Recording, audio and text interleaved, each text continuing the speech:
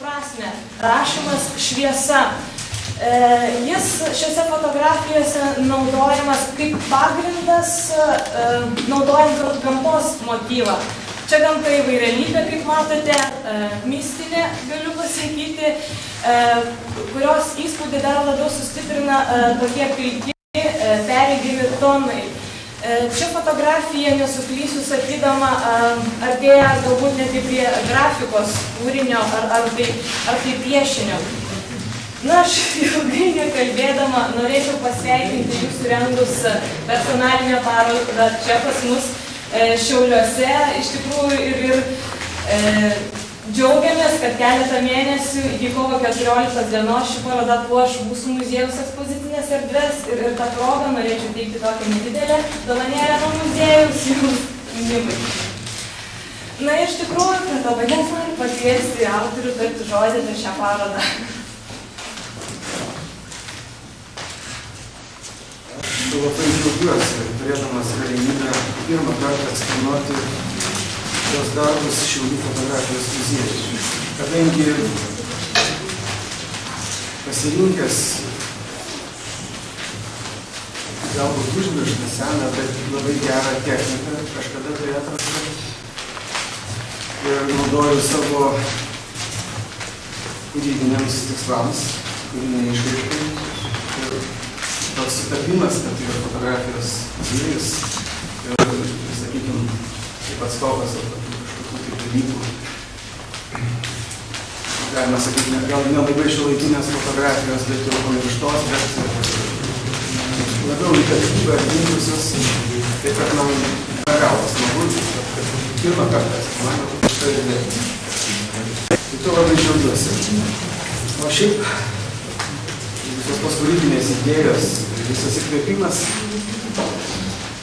galvoju, kad ateina tiesiog iš žmogiškos meilės gimtiniai, draugams, muzikai ir apskritai gyvenimui. Tiesiog gyvenimui.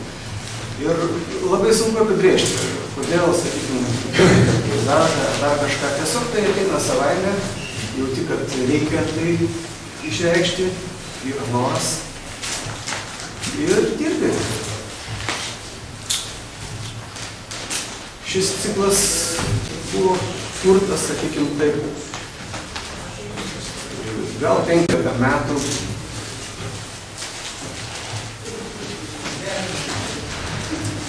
Apėmė tam tikrą galbūt domėjimąsi, gilinimąsi į kažkokią tai fotografijos kitokias galimybės, ne vien tik kad tai būtų, sakykime, protokoliškas atvaizdas realybės. Ir šiaip tikiu, kad meninės fotografijos galimybių lobynas dar neišsemtas, kad ateityje dar bus labai gražių fotografijų ir fotografijos menas tobulės ir gilės. Nes šiaip ar tai gana jaunas vis dėlto menas yra, lyginant su dailė ar muzika. Tai tiek. Tai ačiū.